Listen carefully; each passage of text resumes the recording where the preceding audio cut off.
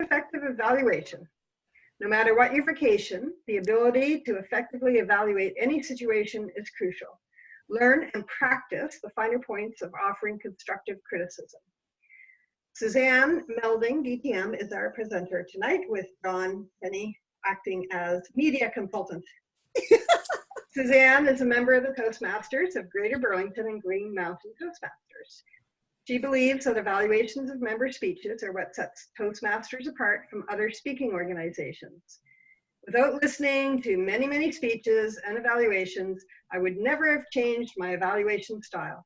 This is what made my evaluations effective in Toastmasters and in the work environment. So I ask you all, please welcome Susanne with the Art of Effective Evaluation. Yay! Hello, and thank you for joining this evening's presentation. I will be using personal examples of evaluations that I have received, as well as observations that I've made while attending meetings in Toastmasters clubs. Next, John and I are coordinating here. So the goal of the workshop is to recognize the value of effective speech evaluations and to improve our evaluation skills individually and as clubs. Well, we need to start with the speakers. So improving as a speaker is never ending. Putting evaluations and feedback into action help to change our speech behavior. Starting with our speech, our evaluation and feedback causes that change in our behavior. And if you're a DTM 2 times over, you're still going to be going in that circle. When I started with Toastmasters, my icebreaker was horrible, seriously the worst I've ever heard. And I have heard many icebreakers. The counter said that she stopped at 13. I didn't realize that we were supposed to say she stopped at 5. And I got the nickname the Queen of Oz from that. In addition, when I sat down after I completed my speech, my husband looked at me and said he had heard me practicing. What the hell was that? Needless to say, I was not looking forward to my evaluation. Emmy Lawler gave me my icebreaker evaluation, and she started off by telling me how happy she was that I shared my story, and then went on to skill sets that I brought in to the speech. She gave me suggestions for improvement, and one of them was that although I could use notes, that what I should do is use small cards and not be glued to the notes. She finished up the evaluation by thanking me, and she made me feel as if I wanted to do another speech after that, amazingly. Unfortunately, I was gun shy, and it took me about 4 speeches to realize that my life with Toastmasters was very short-lived if it was going to be like this. So I went back and I looked at all of my evaluations, and 3 out of the 5 evaluations that I looked at said the same thing. And what did they say to me? They said, you know this material, speak from your heart. We want to hear from you. I thought about it, and at that point in time, I totally broke out. I stood in front of the lectern. I did a presentation on green eggs and ham, and I became the characters in green eggs and ham, and I gave myself to the audience. The most rewarding part of this was when I looked out into the audience, I could see that people were really enjoying the presentation, and a couple of members I knew had children, and they were looking at me in awe, and I'm sure they were saying, gee, maybe I should be reading to my children like that. So if I had not gone back on those evaluations, I would never have moved forward in Toastmasters. And that's, if there's a lesson, this is the biggest one right now. So as an evaluator, we play different roles, but the most important role is that of motivator. No matter what level of speaker, they need to leave the meeting feeling good about their next speech. And then when we look at the facilitator and the counselor, that is something that really works hand in hand. They could, the evaluator after the meeting could speak with the speaker and make suggestions like, maybe you should try practicing with a timer. How about giving them some true life examples of things that could help them to improve, or suggest reading to help them improve on their speeches. The very first thing is nourishing the speaker. Be yourself. Don't try to imitate an experienced evaluator. If you're not yourself, just as if you were a speaker, it's going to show through. And the first thing is always recognize the strengths and improvements. It's a strong foundation to the beginning of your evaluation. And recognizing improvements. This is where I'm really going to make my pitch to members to attend meetings on a regular basis. The only way to recognize this improvement is by listening to the speaker on more than one occasion. And you will not improve as an evaluator or a speaker without attending meetings. Just from listening to evaluations and speeches, your success rate improves. And then provide positive direction. I like this. Positive direction, not positive criticism. So here we go. Suit the speaker. Suit the evaluation to the speaker. Look at the speaker when you're giving your evaluation. And remember, the evaluation is about the speaker. It's not about you, the evaluator, or how you can relate to the experiences of the speaker. It's always about the speaker. Learn the speaker's objectives. At some point before walking into the Toastmasters meeting, you should have had communication with the speaker and know what their objectives are aside from the speech objectives. Do they want you to watch their Oz? Do they want you to watch if they pace too much? There's always something extra that we're all wanting people to look at.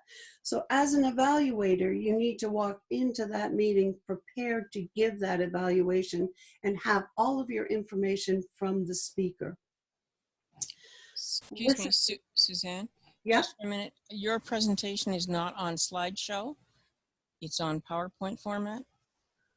Well, we're doing it via Mac, and I'm Okay. not Just thought, sure if I can do Well, that. are you seeing no, it? that's fine. I'm seeing it, but the slides are down the left-hand side, so you don't have a full screen of the presentation. Oh, Okay. If you change the view, you should be able to do slide up in the top left. Slide only. slide only? There you go. Is that better? Yes. Yeah. Thank you. Thank you. Oh, see why I have John as my co-pilot? Perfect. Great team. Okay. So listen actively. We've gone around about this particular point. And at first, when I was speaking about this, I would say, okay, you need to sit there and you need to listen to the speech 100%, no notes, nothing.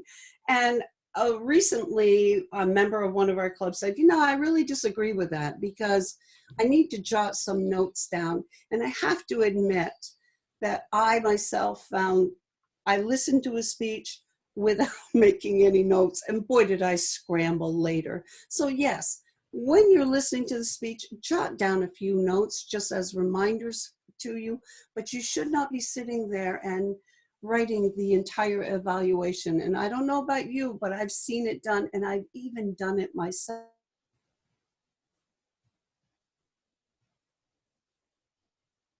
The whole flavor of what you're doing. Give positive reinforcement. I can't say that enough, and we've already talked about that. And evaluate behavior, not people. It's all about what the speaker is doing. It's not about their personality. So keep that out of the picture. And then again, positive reinforcement. Show the speaker how to improve.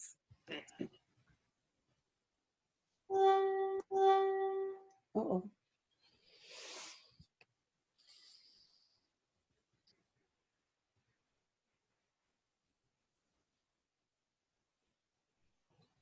Here we go. Okay. If there's anything that Toastmasters have down, it's the sandwich method, or some people call it the hamburger method. The sandwich method was never new to me. I knew about this. I had worked with it for many years, but not until I was in Toastmasters and saw the different layering of an evaluation did I effectively use it in my own workplace. Performance appraisals. I received so many compliments after being in Toastmasters for my performance appraisals because I listened and I learned from Toastmasters. If you look at this picture, 2/3 of the hamburger or the sandwich are good points. And we've already gone into that by stating what the speaker has improved on, what their strong points are. And then at the end, doing a quick summary of that evaluation. And I mean quick because you only have 2 to 3 minutes. And pointing out what makes you want to hear their speech again. And if you look, 1/3 is areas of improvement. In the areas of improvement, you should try to have at least 2 comments for improvement that could be made to that particular speech. And while I'm speaking about sandwiches, no marshmallow fluff sandwiches. And that would be the sandwich that doesn't have any areas for improvement. It just talks about how light and airy and fun, and it was such a wonderful speech, but you really don't pick up anything and learn from it. Next, John. All right, and when we start our evaluation, watch what you say. Once you've said it, you've said it. So if you look at this, my reaction was, it appeared to me, I felt, I suggest, a technique I have found helpful. So always make it, it's about you giving the evaluation to the speaker. Not like this. You should have. You failed to. You must. Every time I hear this, you must, I go back to 2nd grade to being reprimanded for something, which happened quite frequently, but always being reprimanded. And that's what I feel like when I hear that. Another one that really, really gets me is good speakers do it by. Well, if you want to cut someone off at the knees, you just did it right there. What I'd like to do now is open up so that everyone could start just giving some ideas of things that they would say that would be constructive in an evaluation. How's that sound? Are we on mute? No, we're Kathy? Nope, people just will need to unmute themselves and they can Yes. speak. I will say, I attended one of the online Toastmaster groups out of Moncton, an advanced group, and one of the evaluators used the statement, how do you think it would sound if you had said? And that has really struck me as a really nice way to give another option. Yeah. I'm pretty impressed with that language. Right, right. I've never heard that before. No, I thought it was a lovely phrase. Yeah, and it's a nice way to start it out and turn it around as well. Anyone else? I had kind of the same scenario during my first icebreaker. One of my first evaluators used that same way of giving feedback, is telling me different ways that I could have said what I was trying to say. So I found that very helpful and not discouraging. Okay, all right. We have somebody in our club in Burlington who gives very good evaluations, and one of her phrases is, if I had something to offer you as a suggestion, sort of like a gift that she's giving. Very gentle way of, I invite you to consider this. Here's something that you might take from it. Mm-hmm. Mm-hmm. Anyone else? Suzanne, do you want to talk about the I saw, I felt, I heard trio that we hear often about using those 3 prompts, especially while you're putting your evaluation together? I've heard that that's a very common and very helpful way to summarize. Yeah, it kind of goes back to the previous. So again, it's all about the I felt. I felt that you did a tremendous job in explaining whatever. I saw that you were moving throughout the room. This is something that you've been working on, and I have seen progress here. And I felt a lot of times in an evaluation, there is a lot of emotion, and I felt whatever it may be, I really felt what you were saying, and it struck me for whatever reason. Is that what you're talking about, Cindy? Yes, thanks. Anyone else? Can you perhaps go to your previous slide so we can see the positive ones Yes, again? absolutely. This one here? Yeah. So my reaction was, or it appeared, and again, here it is, I felt. I suggest, and a technique that I have found helpful, that's one that I've heard frequently, or that works really well because you're also bringing yourself into it, and it's helped me, so maybe it can help you as well.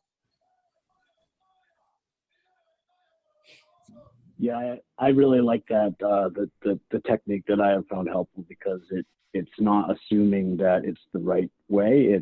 It's suggestive, and it stays as an opinion, like you said. Okay. All right. Do you want to go to look at the more negative slides? No. No negativity here. Right. Okay. Shall we move on? I guess so. Yes. Okay, we got it. All right. So the speaker has responsibilities. We've talked about this before. Communicate what your goals are to your evaluator. Talk to your evaluator before the meeting, and help your evaluator to prepare. So one of the things, when you sign up for a speech, whether it's a manual speech or pathways, list the manual or the path that you're using, and which will give you also the project time and your project time and title, and also the title of your speech. This helps anyone who wants to do an evaluator, because when they look at that agenda, they can see what the speaker is doing. Are they doing an icebreaker? Is it an advanced speech, or is it a special speech? And right then and there, they know if they're well suited to do that evaluation, or if they maybe want to stretch to do that evaluation.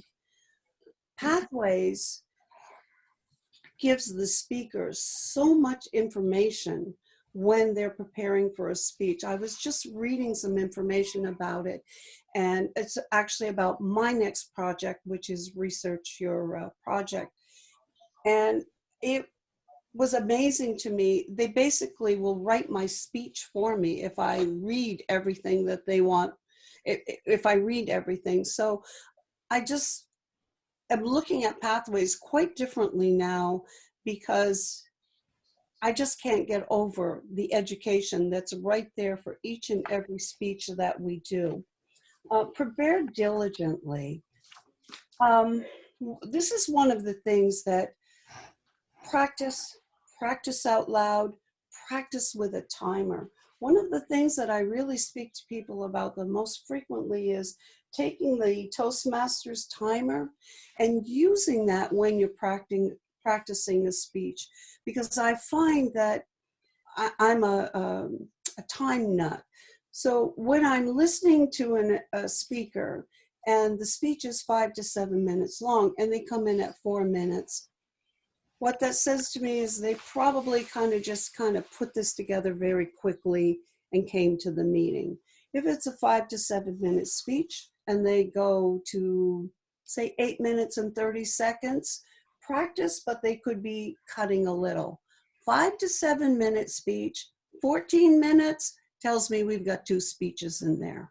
So time for me is something that I really look at. And that's why I say to people, when you practice diligently, stand with that timer either on your laptop or on your phone and watch it, because it's just like you're in the meeting. And then from there, you can really refine and tone your speech to go along with everything. Help the evaluator to improve. Just because the evaluator said it doesn't mean it's right. You may want to speak to the evaluator after the verbal evaluation and ask them, not quite sure what you meant by this. Can you explain that to me? Again, remember, once it comes out of your mouth, it's out of your mouth. And you may not have meant it to come out the way that it did. So this in itself is going to help the evaluator to improve their skills. And then finally, just be prepared as a speaker to change. If I hadn't changed from those first few speeches that I made, I never would have continued with Toastmasters. Next. So I just we're probably all familiar with this. I wanted to bring up the Pathways evaluation to you and really talk to you about this, not so much to go into it, but when I first looked at Pathways, I thought, oh boy, this is all, very the same and everything. But from the information that we're given, and if we use all of the principles of giving a good evaluation, it's right here for us. I mean, they're saying to us, you excelled at. So here's the sandwich method, right in action, right on the first page. You excelled at, you may want to work on, to challenge yourself. So there it is. You're writing that evaluation right in there. And when you go to the next page, you're giving ratings on how they did on their speech, depending on what you feel is relevant. Now, when you're looking at this evaluation form, the second page, it is not necessary for you to fill out every single thing on that. Use what pertains to that speaker and that speech. We happen to be looking at a icebreaker speech right now. But if you're doing a more advanced speech, there will be additional questions that will relate to that speech. For example, if you're doing your body moves, it will ask you questions about, so you can do your ratings from 1 to 5. You can do them based on how was their body movement? How was the action in this? But the most important thing is choose what's relevant. Otherwise, you're going to spend a day and a night filling out this evaluation form, and you're going to lose yourself in it as well. The next page is just the details of this. It gives you all of the information so that you can know how you're rating the person. I think I spoke to someone a while ago and they said to me, Susanne, I never give someone a 5 because it's like Jesus walking on water almost. You've got to be really good to get a 5, but occasionally it may happen. But she said this, I think that was you, Cindy. You said, but I explained to them that I usually do not give 5s, that it's a rare occasion when I do that. So look at those ratings and rate them honestly as to how they really did their speech. If they're an icebreaker, Depending on their skill levels, they might be sitting sometimes in a 2 or a 3. You know, that's A-okay. But be honest in your evaluation when you're doing it. Always remember, don't fluff over just to make someone feel good. Be honest in your evaluation. So build a positive climate for evaluations. Emphasize quality evaluations. By following the guidelines, by following the sandwich method, you are ensuring that your club and you yourself are doing consistent evaluations. And when I say consistent, you're following the same guidelines. Everyone knows what to expect, but you're writing your own evaluation. Assign evaluators. Sometimes it's a matter of matching up the right person with the right speaker. A very advanced speaker is not going to have a brand new person evaluating them because they don't know their speaking style. They don't know what improvements they've made, and they probably don't know what their long-term goals are. So in some cases, either the VP of Education or Toastmaster may want to reassign evaluators depending on skill levels. The dialogue between the speakers and the evaluators is critical to ensure that they both do a good job and they're both on the same page when that evaluation is given. And then finally, evaluate the evaluators. Now, I talked to you about going back and speaking to your evaluator if you have something you're unsure of, but also that's the job of the general evaluator. And I've been in meetings at times where they got up and said, well, I'm the general evaluator and I can talk about anything I want, and that's what they do. And when they get to the evaluator gets a teeny tiny little bit of the time. The general evaluator's job is to evaluate first the evaluators. So make sure that they get their fair shake on everything, because it's so important that they hear how they're doing as evaluators. And also, they're on the spot. They're getting up there. They're going to be giving an evaluation for 2 to 3 minutes. They may miss something, and you may be able to point that out to them. That will also open up their eyes when they're doing future evaluations. And then finally, group evaluations. It's a beautiful thing to do when you have someone in your club who is doing a large presentation and they want the club to really weigh in on how they're doing. Also, we have in the Burlington Club, we frequently have authors who come in, and they're in Toastmasters because they want to prepare for their book tours. So when they do the introduction of their book, it's a perfect situation to have a group evaluation again. So whenever you can use them to help someone with a special project, or if someone requests it, it's just getting 10 times more evaluation for the price of one. How's that sound?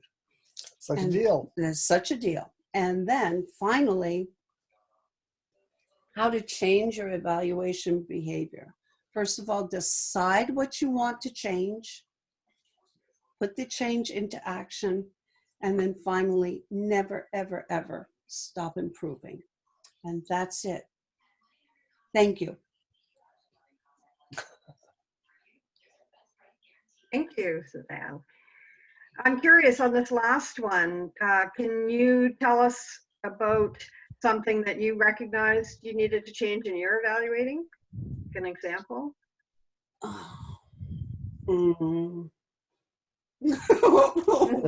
Where do I begin? Well, the very first thing that I had to do was start really listening to the speech.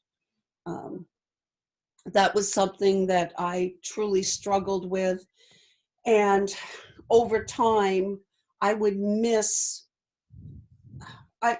really important parts of the speech because I was jotting down too many notes while the speaker was speaking. And then when it was time for me to really put that evaluation together, I truly couldn't remember some of the speech. So that was something for me that I really had to sit back and start just jotting small notes down that would refresh my memory when I sat down. You know, in Toastmasters of Greater Burlington, we always say, you know, that the table topics is the time for the evaluators to write their evaluation. And it's a beautiful time because you've listened to all the speeches, you've had time to mull things over, but then that's the time for you to do it and go from there. I think that was probably the biggest thing for me to learn. And then with the sandwich method, really putting it into action. When I was doing performance appraisals in the work environment, I did not really work on the noticing or talking about improvements that have been made and different skills that people brought to the table. And it's just such a beautiful way to start out a performance appraisal and evaluation, because it really starts concretely talking about something that you've seen some improvement in, and really builds up their skill sets. And then working on the improvement areas just falls right into that.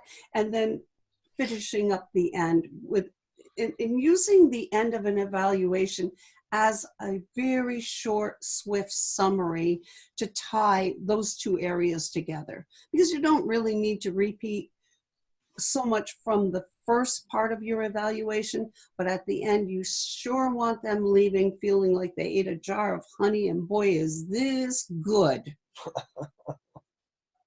Did you find when you were doing evaluations at work that people were surprised when you told them Oh my God. strengths that you've noticed? And I think I missed over this. This is huge. So I was doing performance evaluations. I always spent a lot of time doing my evaluations. But once I really listened to evaluations in Toastmasters and just saw it in action, there's something different about reading a book and verbally hearing someone give that evaluation.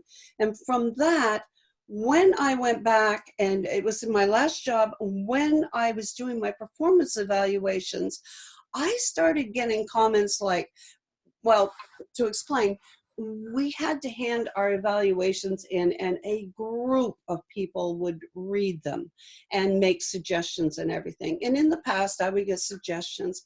And then suddenly I started finding that, wow, I would get comments like, very well written. You do such terrific evaluations. So much so that one manager said to me, I really wish you could write my evaluations for me. And I thought, gee, I wish I could too. But that was a huge change. And that in itself happened from listening to evaluations. And that's why I'm such a bug about going to meetings. You know, listen, life happens to all of us. But if we attend these meetings, it's amazing what we learn. Don't I sound like the Toastmaster cheerleader here? Rah, rah. But seriously, if you attend those meetings, and you just grow so much from it. And that made a major difference in how I did evaluation. And let me tell you something, I've been doing evaluations for about 20 years before this. So it wasn't new to me. So. Well, let's let other people have an opportunity to ask questions. Who else? I don't see too much in the chat box, but is there anyone else that has a question for Susanne? Mute yourself.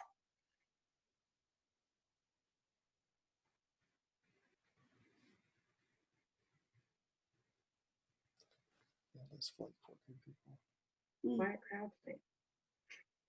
Not everybody at once. I think it's a time change. Hi. So I have a question. Where do you draw the line between, the whole marshmallowing effect and bringing in the fact that they do have a great personality that they bring to the table and bring to the speech? Where do you draw that line?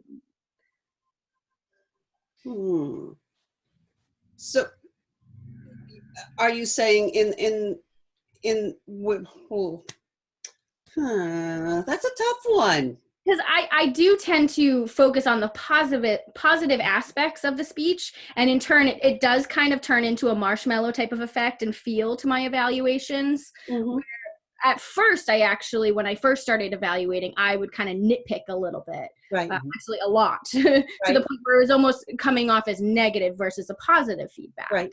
Right. So it's, I mean, I haven't done evaluations a whole lot, but I definitely have a struggle finding that medium level. So the positive is there's nothing ever wrong with that. Let's start with the positive, and where I was saying recognize improvement. That's an easy one for you to work into right away and to build up on that person. And then from there, and you may have a few items that you may want to speak about, okay? And then from there, go into perhaps an area that you might want to, or I think I would probably use something more like a technique I have found is such and such to help you. But that second layer is at least two things that you can show them improvement that can be made. For example, if someone is just standing behind the lectern, get them out from there. There are many things that are just in the general meeting itself. Focus on their choice of words. Focus on, let me see, their ums, their ahs. There are many things in the meeting themselves that you can use to take the marshmallow away in the center of the speech. And then when you wrap up the speech, refer back to the first, the improvements that have been made. And I just see so much positive work that you've been doing. Thank you for your speech. And go from there. Does that make sense? Yeah. John's looking at me as if I'm crazy. No, I'm just processing it. Did that help? Yes, it did. Thank you. I could add something. Sorry, go ahead. I could add something to this conversation. I think there is nothing wrong at all with telling a speaker that something about their personality shines through in their speech and really enlivens and makes it terrific. Also, I know in general, we don't comment on a speaker's appearance, but what about if a speaker has made an effort to dress really professionally for a speech? Normally they're in a t-shirt and jeans, but this is maybe their first speech, and maybe it's a speech that they need to give professionally. I think then it's perfectly appropriate to comment. Or what about if the speaker is wearing a goofy hat and she's giving a humorous speech that has to do with something about that hat? Certainly in that case, it's appropriate. But there are a couple of other things that I also have been thinking about recently, and that is, there are some things we definitely don't want to comment on unless a speaker asks us to. Let's say, for example, they have a speech impediment, they have a nervous tic, something that happens while they're speaking, and they probably are aware of it, but they haven't asked us to comment on it. I think then if it's something that really is detracting from the general delivery, we might want to talk to them privately. But there could also be a case where they ask us in advance to comment on that in our verbal evaluation. And in that case, of course, we would, because it's something that would be noticed by everybody in the audience, and they may want to know for their own information in the future how that comes across. Right. Excellent point. And I wanted to add something to what Suzanne said about Tay's question. I think if we can be very specific and concrete in pointing out things that were good or need improvement and give very specific examples, I think that helps take away some of the marshmallow fluff effect. Yeah, I agree. Let's say, for example, the person smiles a lot during their presentation and it really is in keeping with their speech. That can only be a positive. And I think bringing it up to them, letting them know that is a good thing. Exactly. Excellent points. Is there anyone on the call that is a fairly new Toastmaster that can share a little bit of experience perhaps about their evaluations that they've received and how it fits into what you heard today? Well, I just did one recently. I've been part of Toastmasters since about this time last year, and I decided to do a humorous speech contest the other day. And part of it was about a story about my shirt accidentally coming unbuttoned when I was doing a speech. So I had to wear a button-down shirt. And I feel like during evaluations like that, like she said, like commenting on the clothing matching the storyline of my speech was very helpful. Right. If I didn't have that, it would really be like some serious acting. Mhm. But it was very helpful, and I did get a lot of feedback based off of, you know, did I match my clothes to my speech?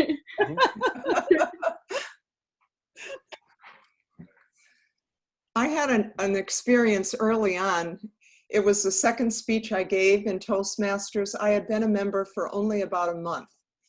And after my speech, an advanced Toastmaster got up, went to the lectern, and he said, well, you tried, but your speech just didn't grab me here.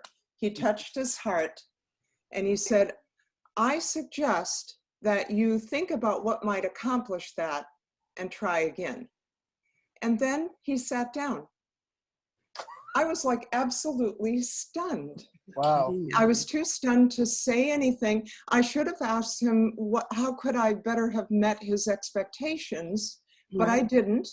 I got no written evaluation, and I did not insist on getting credit for the speech. Then about a month later, I delivered it again and received a very gracious and thorough evaluation by another member. That person is no longer a member, the original one. Mm-hmm. Right. I got another evaluation. I felt highly encouraged. However, I went through about 3 weeks where I debated whether I wanted to be a member of this club, Right. or whether I wanted to be a member of Toastmasters at all. Mhm. I really questioned it seriously. I did a lot of soul searching, and I finally decided I'm going to give a revised speech. I'll see how that goes. And I was already a somewhat advanced speaker when I joined, and this is why I think it devastated me. So what you went through, by the way, this was a wonderful presentation. The roles of the evaluator, I even feel we need to go a step beyond counselor. We need to go to advocate, a person who is solely there to support the speaker. And as you mentioned, if we realize that, it's going to help us, because we won't be so nervous about our own performance, for one thing. But we need to recognize even an advanced speaker has a little kid inside waiting for something encouraging, and then also some constructive feedback, because we really need both. Yes. And it doesn't matter how advanced we are. Mhm. We need both of those. Absolutely. Absolutely. Yeah. Wow. Excellent points. And I'm glad she stuck with it and we have her wisdom today. Yes, That's for yes. sure. That's for sure. Yeah, it's amazing how much influence an evaluation can have for good or for bad. Mm-hmm. Yes. And especially when the evaluator, after saying, well, you tried, but you know this person is a DTM, and yet you received nothing positive and nothing constructive either. Right. Right. Wow. It felt personal, in fact. Yes, yes. Yeah. Well. I would suggest, I don't know if you're hearing me, I have a very old computer, there's no way to know. We can hear you. Good. One of the things that I try to do in my summary when I'm evaluating is to recap the good, but to pick one of the 2 or 3 things that I spoke about to improve and say, especially on this one, go for that one. As you step through your next speeches, yes, make your voice more expressive, but I want to hear you talk loudly. Right. And then and that will be better. Mm-hmm. And I've got a list of things apparently in my head. Earlier, we were talking about getting feedback to the evaluators. Mm-hmm.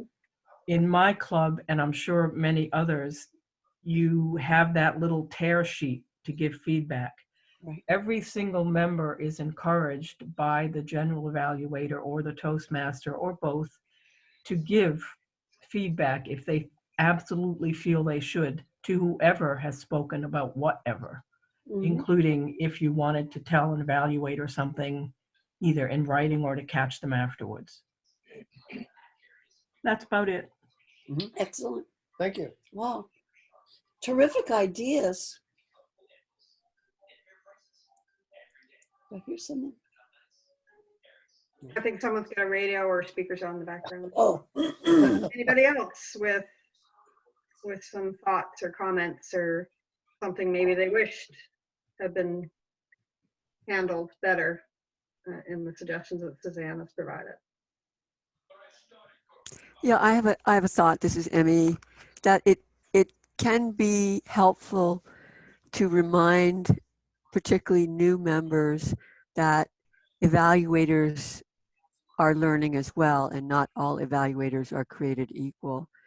And that may be something for someone's mentor to tell them. But there are some mentors that excel and some that are learning and make some mistakes. And I think it's important for people to realize that it's not gospel, that it's about their thoughts and their learning. Right, right. Very true. It's the I thing happening in different levels. I would say that the two evaluation speeches in the level 1 of Pathways is amazing. And I learned more things going through that module than I had in any of the other training. So I've been really excited about Pathways because, after 27 years, it's nice to be learning totally new things. Right, Wow. right. Yeah, and I agree with you as well. What I'm reading in Pathways and all of the information, I am just so impressed and recharged by that as well. So thank you for bringing that up, because I'm with you 100%. You would have just finished that, right, Susanne, if you're ready for your research? Yeah, I do. Yeah.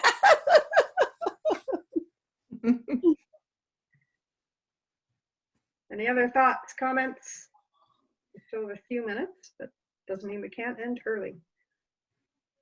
This was really great. I just want to thank you for all the time you put into this. Well, you're welcome. You're welcome.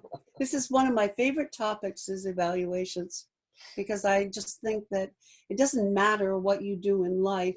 There's always a point where you're doing some sort of evaluation, and to learn how to do it constructively is just the biggest gift that we can give to anyone and to ourselves. So yes, I agree. I think it's the heart and soul of Toastmasters, and it's really why I joined in the first place. I think it's probably why a lot of us joined, because we knew we would get not only what we should change, but concrete suggestions for how to go about it.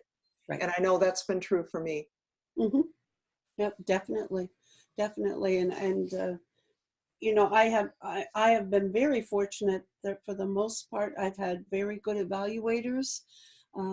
But what Emmy alluded to earlier is very true. There are all different levels of evaluators, and we all have to take that into our hearts when we hear that evaluation. And Judith, or was it Judith who was speaking before about receiving the evaluation, the very curt evaluation? Marina? No, luckily, my heavens, I could not have lived through that. Oh, are you talking about you tried but Yeah. evaluation? Yeah, that yeah. was me, Marina. Oh, yes. Yeah, my goodness, that, in the Burlington Club, we would take them out behind the club and take care of it. We would take care of it. No, we wouldn't do that. Yeah, in a few evaluation workshops and speeches I've given, I've told people, if you see or hear an injustice, make sure to address it. Make sure to say something, whether it's an injustice to yourself or to someone else, but just make sure you do. Exactly. Yes. Very good point. And no one did that time, as far as I'm aware. Mhm. They all just kind of sat there as stunned as I was, I think. Right. Right. Yeah. Well, we're happy that you're still with us, Marina. How's that? Well, yeah, I lived through it, and it was kind of like a large dose of artificial fertilizer. It told me, it made me a little stronger in the process, and yet at the same time, really, I would not want to see someone else suffer through that. Yeah. If someone had really been an inexperienced speaker with a very sensitive, feeling, they probably would have quit the club. Mhm. Yes, you're right. As it was, he quit the club very shortly after that. So Well, there you go. there you go. Fine. But he was a great guy. And I don't think he realized how much I admired him. But that evening made me kind of see things in a different light. Mhm. Yeah. Suzanne, Judith, Judith says, very, very glad to have attended. Evaluations are so important, and getting it right is wonderful. Tried to record this, but no go. Possible get some slides. It'll be on YouTube within the next day and a half, and you can look at it to your heart's content. Great. And Shane has said, thank you, Suzanne, for doing this great job. Sharon Littlefield. Thanks, Sharon. And Catherine has said that it will be on YouTube, so we're up to date. Yeah, so Judith, you couldn't record it. Carolyn, our leader of all things webinar, is doing the recording, so she will move it up to YouTube. Okay, good. Thank you. Wonderful. No, well, thank you, Suzanne and John, for my co-pilot presentation. And yes, thank you so much. Thank you, everyone, for joining. I really appreciate it. Thanks. Take care. Bye. Thanks. Bye. Thank you. Bye. Good We'll night. have our next webinar in 2 weeks. So watch out, watch your email and the notices for what the topic and the presenter will be. And we'll see everyone in 2 weeks. Perfect. Thank you. All right.